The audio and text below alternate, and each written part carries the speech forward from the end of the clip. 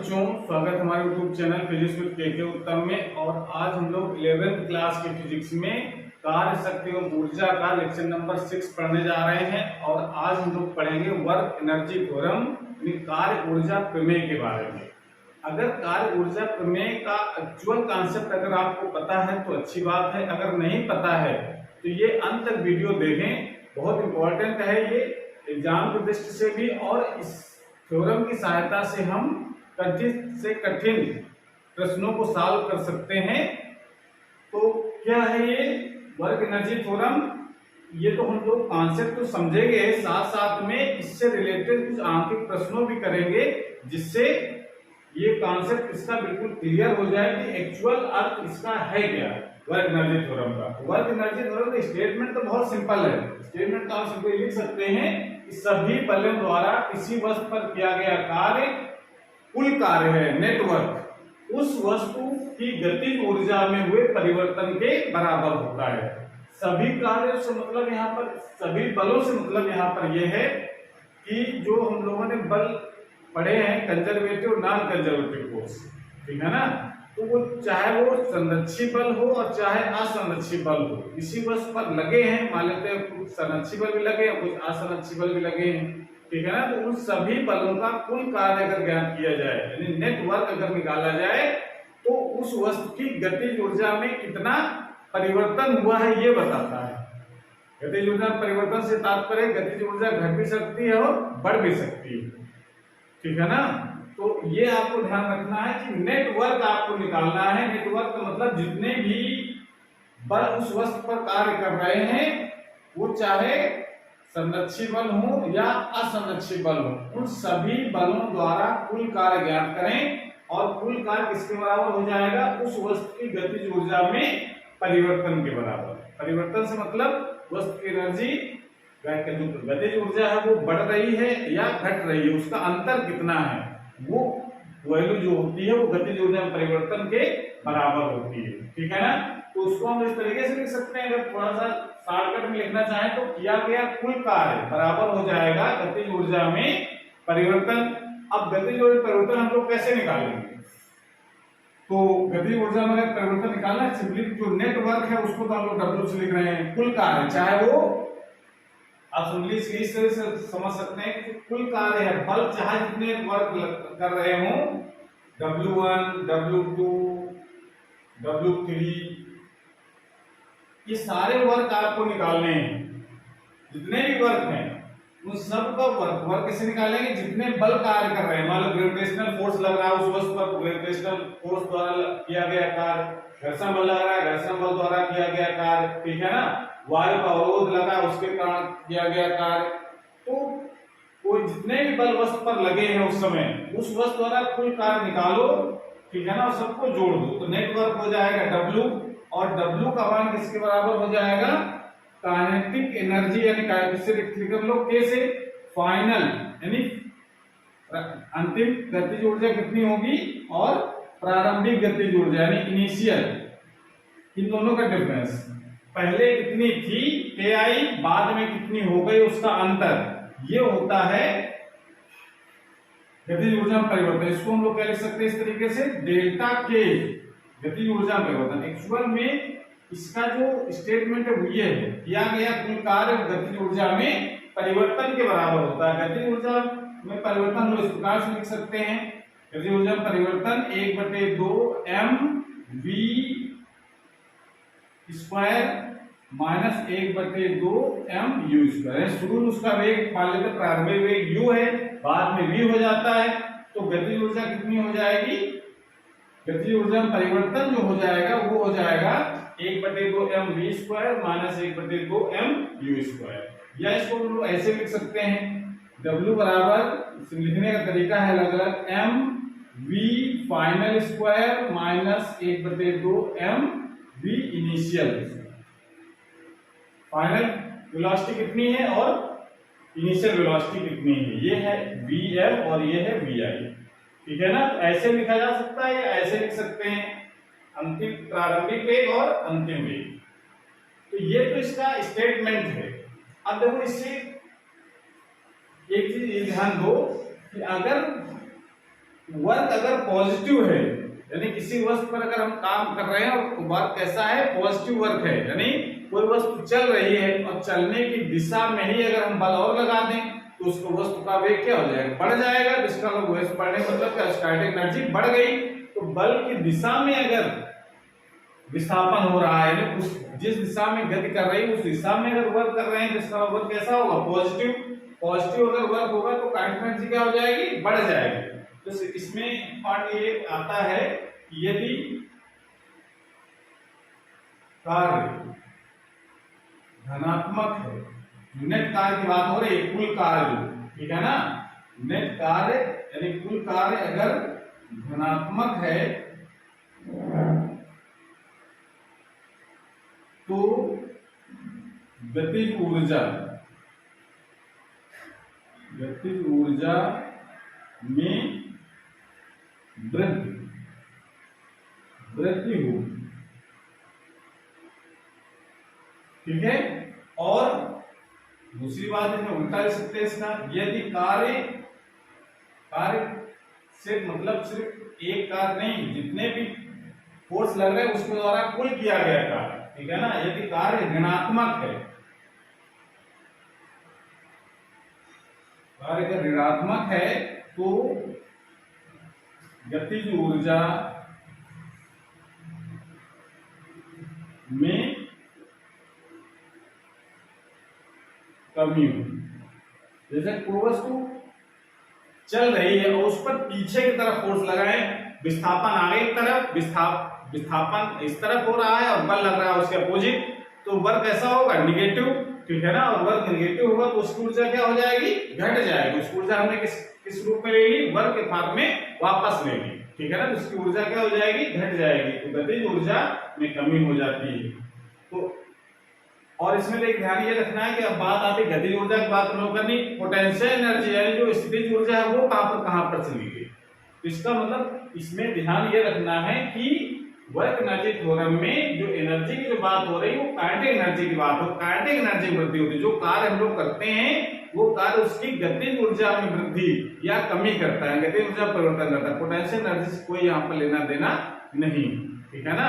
स्थितिज ऊर्जा का यहाँ पर कोई मतलब नहीं है, ठीक है। तो इसको नोट कर लीजिए। इसके बाद इसका प्रूवमेंट भी हम लोग करते हैं, इसको प्रूव कैसे किया जाएगा, ठीक है ना। इसको नोट कर लें, उसके बाद स्क्रीन लगाइए ऊपर, यानी डेरिवेशन कैसे करेंगे।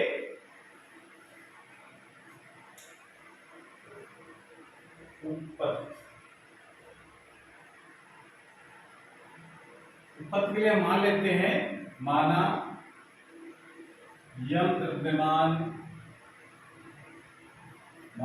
द्रव्यमान की एक वस्तु या एक पिंड, कुछ भी कह सकते हैं, माना यंत्र द्रव्यमान की एक वस्तु प्रारंभिक वेग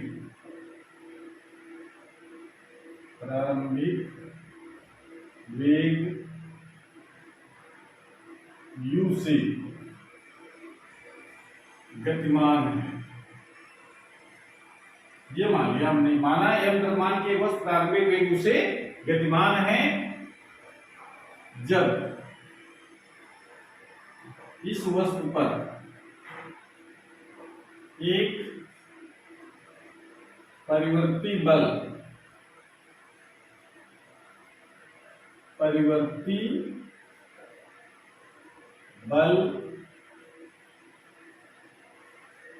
F, परिवर्ती बल यहां पर हम लोग वेरिएबल फोर्स की मदद ले रहे हैं इस डेरिवेशन करने में। आप कांस्टेंट फोर्स भी ले सकते हैं, नियत बल लगा, वो बहुत सिंपल कॉन्सेप्ट है, नियत बल द्वारा, ठीक है ना। परिवर्ती बल द्वारा किया गया कार्य हम लोग इंटीग्रेशन मेथड से करते हैं, तो वो हम आपको मेथड बताएंगे कैसे कार्य निकाला जाएगा नेट का। तो हम क्या लिखा है, जब इस वस्तु पर एक परिवर्ती बल F गति की दिशा में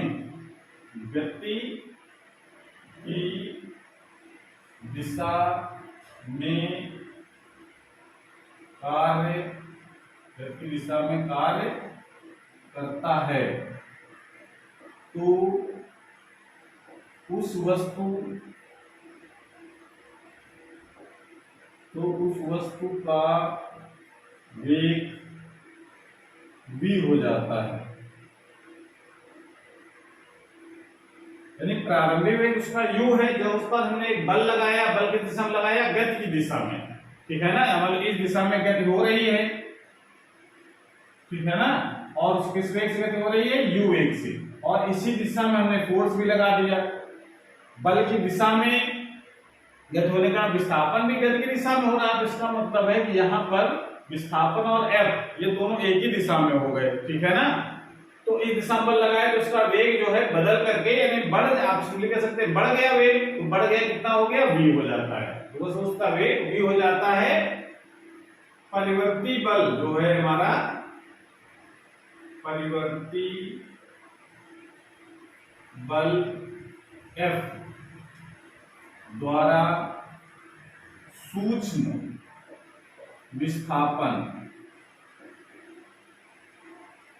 सूक्ष्म विस्थापन ds में किया गया कार्य।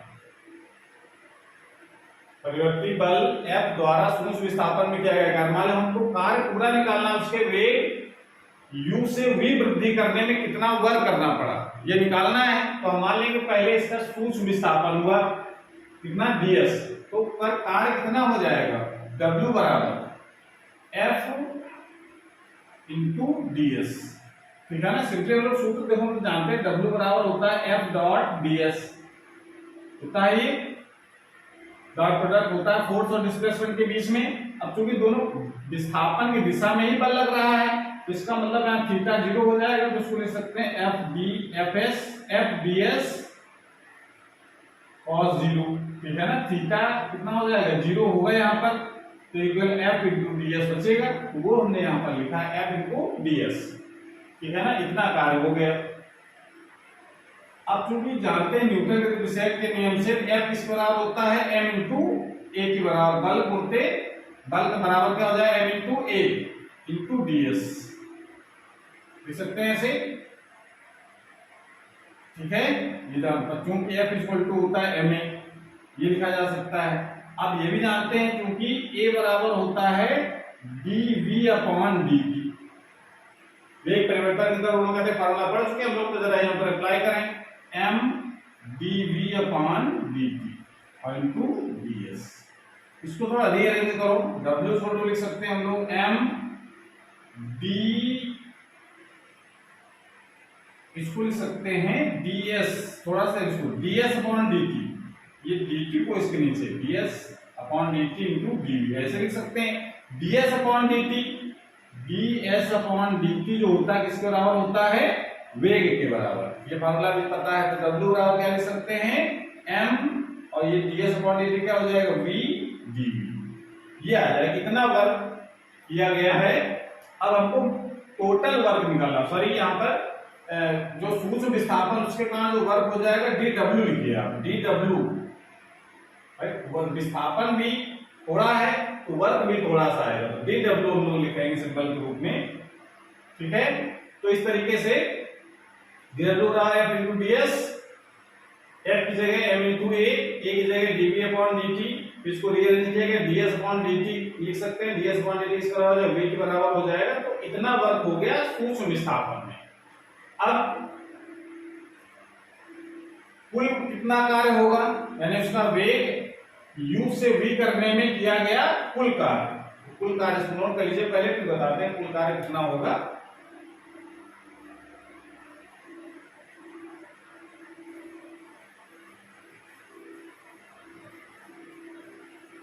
वीडियो को पॉज करके नोट कर लिया करें इसको।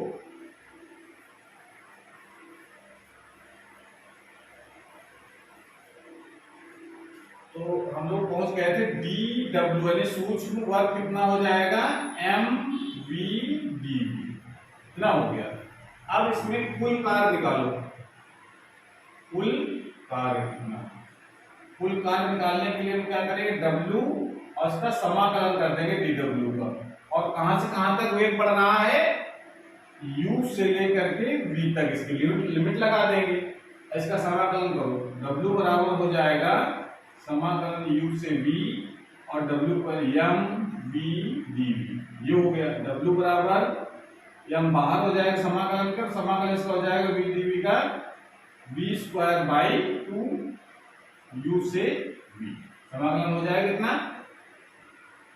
समाकलन का फार्मूला जो पता है ना, x की पावर n dx बराबर x की power n plus 1 upon n plus 1, इस वाले फार्मूले की मदद लेंगे। यहाँ पर x की जगह यहाँ पर v है केवल, ठीक है। तो इसका आप लिमिट लगाइए। इसमें पहले हम लोग रखेंगे कुछ limit 1/2 m v square minus 1/2 m u square, ये हो जाएगा। ऐसे कर सकते हैं, क्लियर हो गया।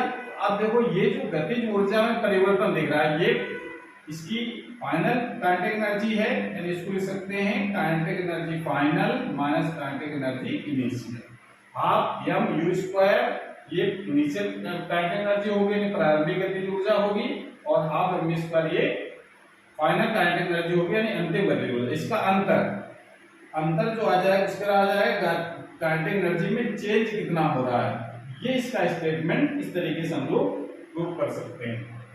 क्लियर हो गया। तो ये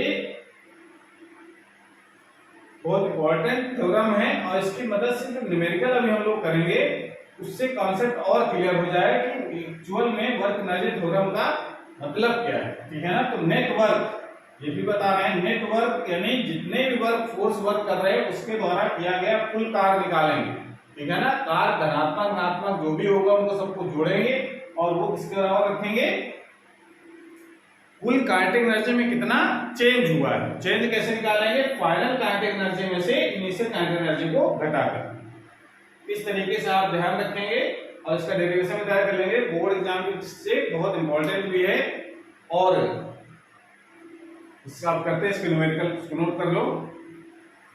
5 किलोग्राम द्रव्यमान की गेंद को 20 मीटर की ऊंचाई से स्वतंत्रतापूर्वक गिराया जाता है, वो पृथ्वी से 10 मीटर प्रति सेकंड वेग से टकराती है। गुरुत्व बल तथा वायु के घर्षण द्वारा किया गया कार्य ज्ञात कीजिए। तो कार्य के फार्मूले अभी तक हम लोगों ने 2 पढ़े हैं। एक तो पहले पढ़ा था, W बराबर होता है बल गुणित विस्थापन, ये फार्मूला होता है, ठीक है ना। और एक फार्मूला अभी हम लोगों ने पढ़ा, W बराबर होता है चेंज इन काइनेटिक एनर्जी। अब देखिए, जब फोर्स की वैल्यू जब दी गई हो तभी हम वर्क निकाल सकते हैं इस वाले फार्मूले से। इसमें देखो क्वेश्चन में कहीं फोर्स नहीं दिया, इसका ना ये वाला फार्मूला तो यूज नहीं हो पाएगा इसमें। अब इसमें तो बी वाला फार्मूला यूज करते हैं हम लोग, और इसका फार्मूला कैसे यूज किया जाएगा, इसका जो सोल्यूशन देखो, ठीक है। कैसे सोल्यूशन करेंगे, प्रश्न है कि कोई गेंद है जो पृथ्वी से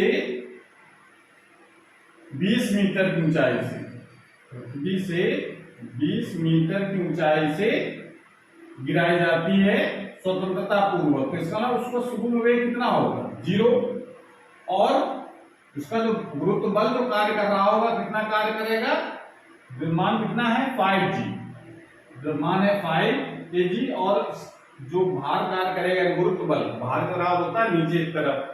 तो इसका मतलब है कि ये गुरुत्व बल द्वारा किया गया कार्य निकालना है। तो बल और विस्थापन कितना हो रहा है, 20 मीटर।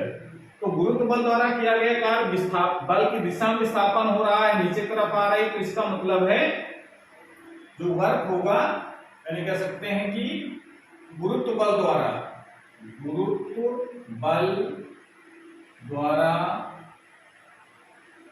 किया गया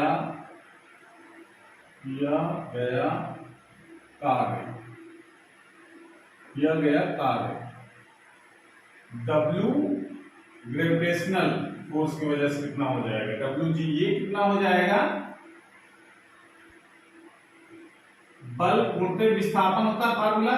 तो बल गुणित विस्थापन लगा करके इसमें तो निकल आएगा, ठीक है ना। तो बल चूंकि पता है हमको, बल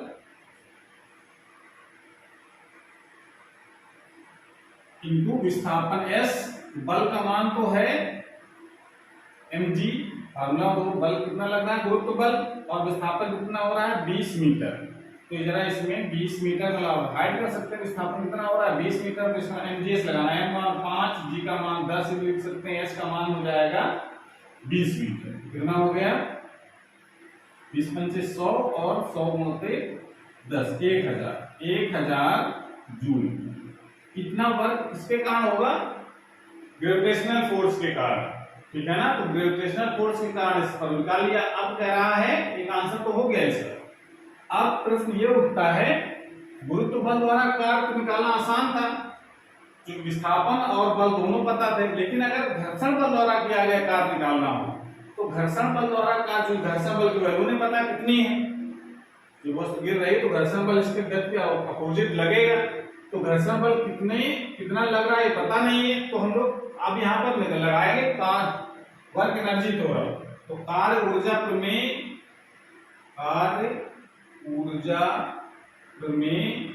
से कार्य ऊर्जा प्रमेय क्या कहती है? W यानी नेट वर्क जो होगा किसके बराबर हो जाएगा? चेंज इन काइनेटिक एनर्जी के बराबर, यानी कुल कार्य कितना हो जाएगा इस पर? गुरुत्व बल भी कार्य कर रहा है, गुरुत्व बल द्वारा किया गया कार्य प्लस जो फ्रिक्शन फोर्स लग रहा है उसके द्वारा किया गया कार्य, वो हो जाएगा चेंज इन काइनेटिक एनर्जी, यानी लिख सकते हैं 1/2 m v square minus 1/2 m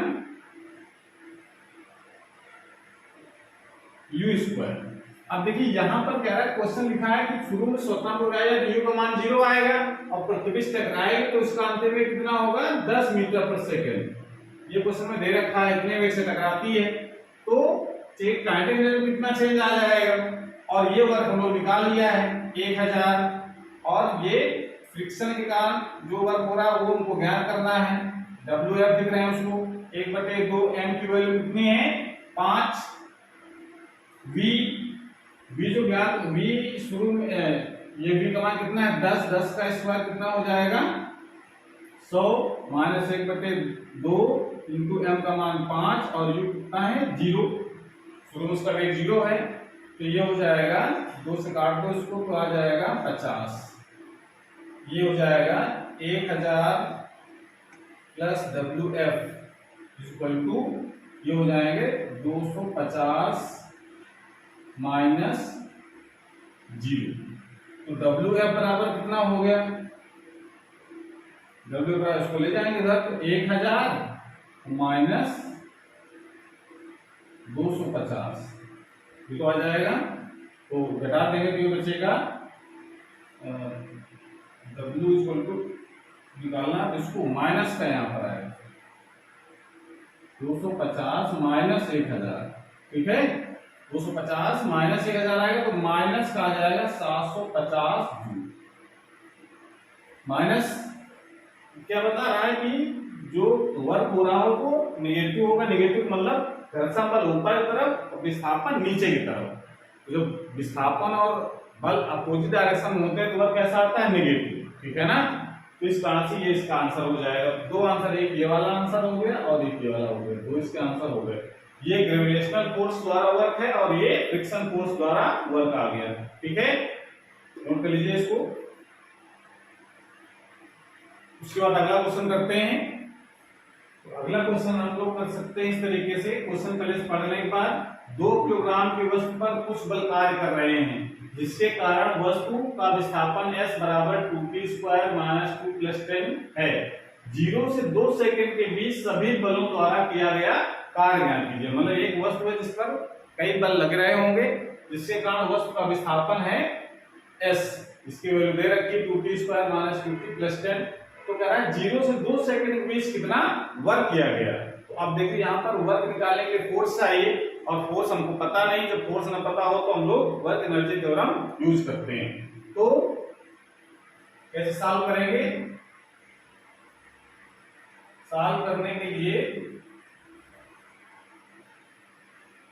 आप यूज करेंगे वर्क एनर्जी थ्योरम। और वर्क एनर्जी थ्योरम के लिए पता है वर्क एनर्जी थ्योरम क्या होती है? W इक्वल टू होता है डेल्टा T, ठीक है ना। और डेल्टा के मतलब है चेंज इन काइनेटिक एनर्जी, और काइनेटिक एनर्जी की वैल्यू कैसे निकालेंगे? 1/2 m v square minus 1/2 m u square. शुरू में वेग कितना था u, बाद में कितना हो जाता है v, ठीक है ना। तो ये वर्क निकल आया। कुल वर्क जितने वर्क जितने भी बल कार्य कर रहे होंगे सब के कारण वर्क जितना होगा वो डब्ल्यू होता है, नेट वर्क इसको हम लोग कहते हैं। ठीक है, तो अब v और u के मान हमको पता नहीं है, तो पहले हम जरा u और v के मान निकाल लें। s बराबर पता है हमको 2t square minus 2t plus 10। यहां से v निकालो पहले। v बराबर क्या हो जाएगा, ds अपॉन dt, यानी 4t माइनस 2। इसका अवकलन करेंगे तो 4t माइनस 2 हो जाएगा, 10 जीरो हो गया इसका अवकलन 10 का। तो अब जरा t बराबर 0 पर वेग कितना होगा, u, तो इसका प्रारंभिक वेग t बराबर 0 पर, यानी शुरू में उसका वेग कितना है, तो v की जगह जो v की वैल्यू आई है 4t माइनस 2, उसमें हम t बराबर 0 रखेंगे तो उसका प्रारंभिक वेग आ जाएगा, कितना आ जाएगा, 4 इंटू 0 माइनस 2, कितना हो गया ये, -2 ये मीटर पर सेकेंड ये आ जाएगा। और t बराबर 2 पर, 2 सेकेंड पर, t बराबर 2 सेकेंड पर वेग कितना हो जाएगा, उसको हम v से लिख रहे हैं, और v अंतिम वेग होगा, और ये हो जाएगा 4 इंटू 2 माइनस 2, 4 दूनी 8 में 2 कम हो गया 6 मीटर प्रति सेकेंड ये वैल्यू आ गई। तो शुरू में उसका वेग कितना है, -2, बाद में कितना हो जाता है 6 मीटर पर सेकेंड। तो वर्क कितना आ जाएगा, W इक्वल टू 1/2 m की वैल्यू कितनी है, 2 किलोग्राम, v 6 का स्क्वायर माइनस 1/2 m 5, और u का मान कितना है, u का मान है -2 का स्क्वायर। 2 से 2 कैंसिल हो जाएंगे, 2 यहाँ 2 किलोग्राम, 2 से भी कैंसिल हो गया, तो ये बच जाएगा 36 माइनस 4 जितना 32 मीटर पर सेकेंड हो जाएगा, 32 जूल मीटर पर सेकेंड में इतना वर्क आ गया, 32 जूल इतना वर्क होगा। पॉजिटिव आया जिसका मतलब इसका एनर्जी बढ़ रही है भाई, वेग बढ़ रहा है, -2 तक बढ़ करके प्लस का 6 हो गया, तो वेग बढ़ रहा है, इसका मतलब है वर्क कैसा आएगा, पॉजिटिव। पॉजिटिव वर्क होगा तभी एनर्जी बढ़ती है। ठीक है, इसको नोट कर लीजिए। एक क्वेश्चन और करते हैं तो और कॉन्सेप्ट इसका क्लियर, जितने क्वेश्चन करते जाएंगे कॉन्सेप्ट इसका क्लियर होता जाएगा। तो अगला क्वेश्चन हमारा है 10 किलोग्राम द्रव्यमान की वस्तु पर एक बल, ये वेक्टर फॉर्म में बल दे रखा है 2i cap plus 3j cap Newton कार्य करता है, जिसके कारण वस्तु बिंदु 1, 2 से 4, 1 तक विस्थापित हो जाती है। यदि वस्तु का प्रारंभिक वेग 2 मीटर प्रति सेकंड हो तो अंतिम वेग ज्ञात कीजिए। अब देखो यहाँ पर वर्क निकालेंगे और जो फोर्स पता है और विस्थापन पता है कहां से कहां तक हो रहा है, ठीक है ना, तो और प्रारंभिक वेग पता है, दूसरा अंतिम वेग कितना होगा, तो वर्क एनर्जी थ्योरम यहाँ पर लगाएंगे हम लोग। कैसे लगाएंगे इसको जरा देखो,